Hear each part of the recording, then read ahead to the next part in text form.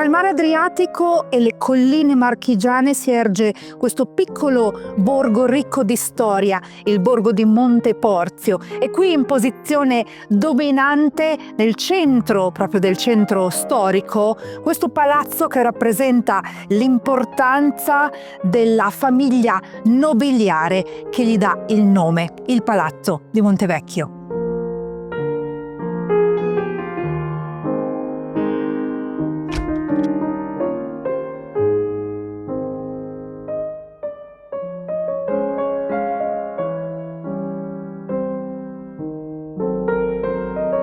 L'edificio è stato realizzato a partire dal 1428 in seguito all'insediamento della famiglia nobiliare Montevecchio nella zona di Monte Porzio.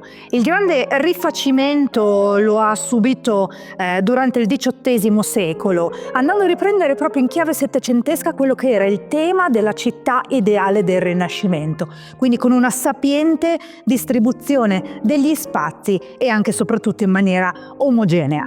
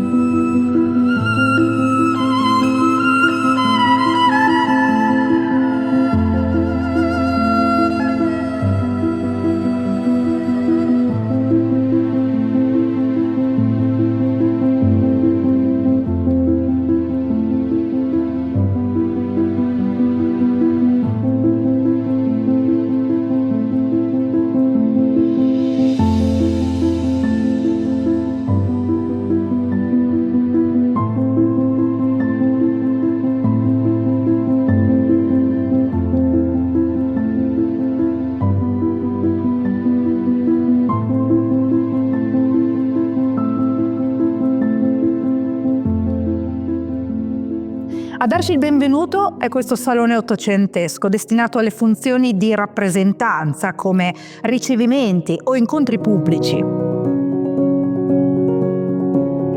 È una sala dal forte impianto scenografico e le decorazioni del soffitto sono pitture ornamentali decorate con stucchi, troviamo motivi floreali, troviamo anche negli ovali dei richiami alla pittura paesaggistica che è tipica della decorazione del tardo barocco e del neoclassico.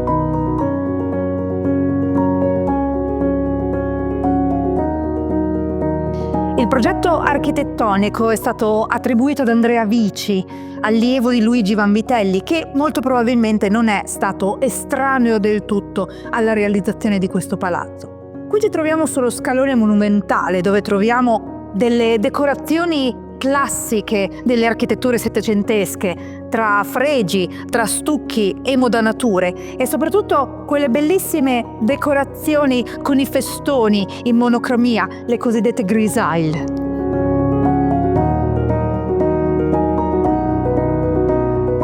Lo scalone monumentale ci porta dritti al piano nobile, dove veniamo accolti da 3 ingressi, ognuno sovrastato da uno stemma, lo stemma appartenuto a una delle famiglie che si sono succedute nel tempo qui a Monte Porzio, nel Palazzo di Montevecchio. La famiglia Montevecchio, la famiglia Spada e la famiglia Gabrielli.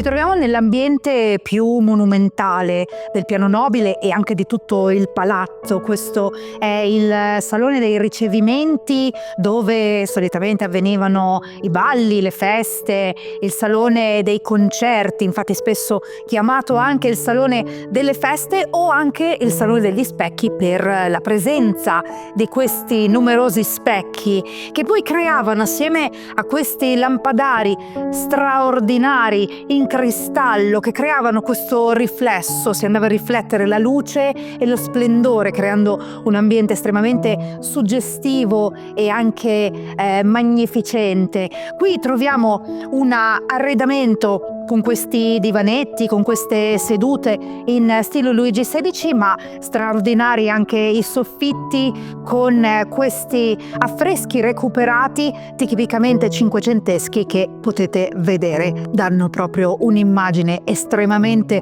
colorata e estremamente autentica a questo ambiente.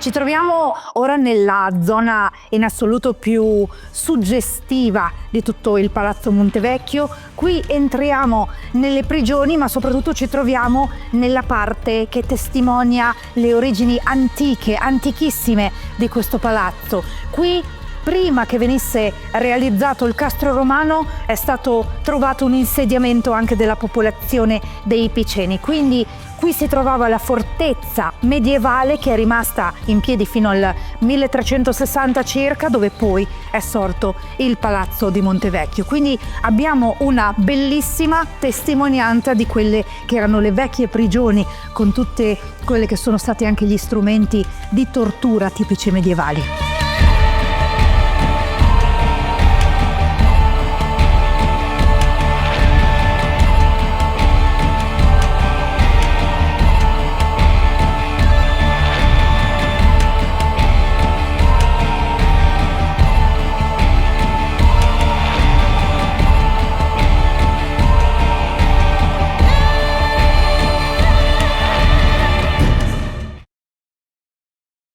Oggi Palazzo Montevecchio continua a dominare il centro storico di Monteporzio. Le sue stanze, i cortili, le mappe custodite nello studio raccontano una storia fatta di potere, territorio e memoria. Una storia che attraversa secoli di vita marchigiana e che sopravvive nelle pietre del palazzo, nelle strade del borgo, nelle colline che lo circondano. Perché alcune dimore non sono soltanto edifici, sono luoghi dove la storia continua a vivere.